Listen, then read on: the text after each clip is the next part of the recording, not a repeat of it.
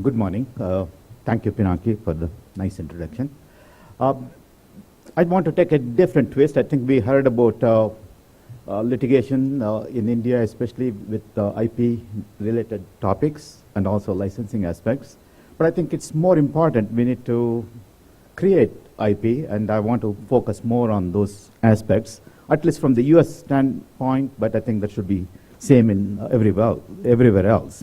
But even before I start, I think we need to start thinking of the theme, like, I don't want to be too provocative, but what Paul Rayner said kind of echoes in my mind, that we should be thinking as Indian companies, copy less, innovate more. I mean, that should be the motto. I think we heard it quite nicely from Simone, and that's a great example of innovation. I mean, when I went to US in 1976, I don't think Microsoft existed.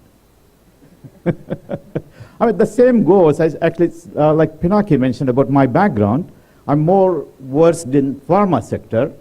And if you look back into the pharma sector and see what companies are flourishing in US, you can easily see a market capitalization of anywhere from 500 billions to 1 trillion from just 10 to 12 companies alone. And all of them have emerged in the last 30 years. When I went to US, none of them existed. I mean, some of the familiar names you would know, like Amgen, and that didn't exist. So that shows you power of innovation. And that, I mean, you need to strive to that standard. And if you just copy, you stand at the same level. I mean, if you look at Dr. Reddy's, 5 years ago they were 2 billion, today 2 billion. What do they make? Copies somebody's products. So that has to stop. I mean, if you want to really innovate, and if you really want to develop the society and bring bigger things to the society.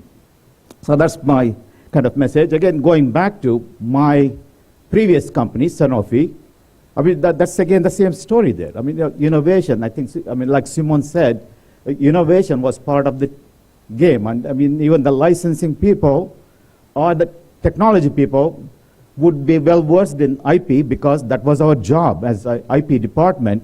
We were always chartered to give training to all the groups, all the time. That was our objective. So the IP awareness was extremely high. I mean, thanks, Simon, for highlighting that point. And again, some of these companies actually are familiar. I mean, Sanofi, I don't know how many know Sanofi here? Yeah, very few. I'm sure if I say Allegra, I don't know how many know Allegra. More hands, I think. Lantus. I think these are the brand names which brings, I mean, actually I used to always say Sanofi and they'll say, what is it?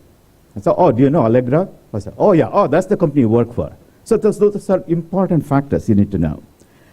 So again, personally, I mean, I have been very fortunate. I think since I became patent attorney like 20 years ago, I have actually prosecuted, this is just a prosecutor which my name appears on the patent certificate on the first page, like 350 or more, and not even one is litigated, and at least like 10 to 15 products are commercial, and they're on the Orange Book, like maybe 50 patents may be on the Orange Book. I mean, that tells you, I mean, how quality is important. I mean, that's the highlight on the quality side. So quality cannot be compromised. I think Pranav kind of addressed that one quite well, and we need to have all those factors factored in. And with that background, let me just begin with my talk. And I think one thing I just wanted to see what I want to talk about, emerging issues. I mean, there are so many things, really.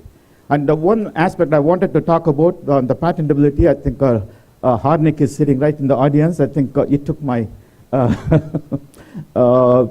which he did it very nicely on talking about the patentability issues on the litigation side. But I said to myself, oh, then that's the case. I'll go and change my slides and see where we start off so that it won't be litigated. So some of those we will address now.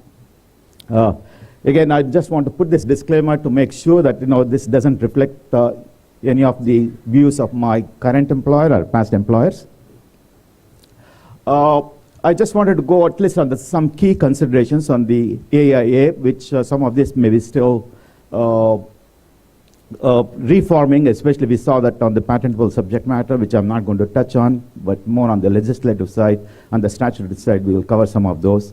Novelty and obviousness. And I wanted to touch on more on the creating the high quality patents first. So do thorough freedom to operate analysis, non-infringement analysis, validity, and potentially design around and cross-licensing opportunity. So first of all, I think as you all know, now with the AIA coming into picture, it's the first inventor to file in the US. And although this came in different stages, the effective date for most purposes should be calculated on, especially for the first inventor to file based on the March 16, 2013. So it's just emerging in terms of all the applications coming out there for examining and getting back into grant of the patents. And one thing, basic changes with that also brought in, the inventor need not file the applications anymore in the US. I mean, assignee can file the application. So the inventor is named on the patents, and that is a critical factor, and which you will see why that is. But any assignee on record or the employer can file the applications. And prior art is redefined. It's very important. And also the best mode, I think some people may think, oh, that may not be raised in litigation, but you really have to have the best mode when you're procuring the patent. So you have to be mindful that we still have to do the best mode description in the patent application. And the new thing which has come, which I will talk a little bit more, and I think which we didn't hear much at all in this session, in this GIPC meeting, is the pre-grant submissions, which is very new to US. We heard a little bit on the PGRs, but I will just touch base on some of those. And the board is renamed into the Patent Trials and Appellate Board. New definition of prior art. This is under 102 for the novelty considerations. So they kind of made it a little bit more complicated now. So now the statutes are redefined into different groups. There's only A, B, C, D, as opposed to, what did it go, like E, F, G, H, I guess? So it went on. Yeah, I think there was H also, I think, right? Or no. So G was the last. So at least they got rid of some of those. They simplified. And especially G was the most troublesome one. That's the interference. That's the one which is gone for the first inventor. And they added several exceptions, which was the formal 102B, sort of 102B, but now the disclosure made within 1 year by the inventor. So that's the key part there. By the inventor or the joint inventor cannot be used as a prior art. So that means US is still not an absolute novelty country. So we need to be mindful of that. I mean, if you want to publish something, and if you want to get a patent, it may be still possible. There may be consequences of it. And also they codified the common ownership. This is the old problems, I think, judicially created, and also was in 103C. So they brought it back into the novelty side. And the 102D is really very similar to 102E, the filing dates of the earlier filed applications. Most notably, the first inventor to file, it really harmonizes with the rest of the world now. I mean, it's good and bad. But like I said earlier, you do still get the 1 year grace period. That 1 year grace period is not unique to US, actually. So that existed, like I have listed a few countries. There may be other countries. Japan actually had the similar, I think Japan uses 6 months. And Canada also had it, 6 months. And I believe Israel also like that. So in these three situations, they were also using the inventor-owned publications. So those exceptions still apply in the US. And how many are familiar with the derivation proceedings? That's the replacement for the interference. So you're familiar with the derivation. I think it's still new to the system, and we will be seeing those things slowly, if not soon. It basically looks and feels like interference, but it may be a lot more complicated.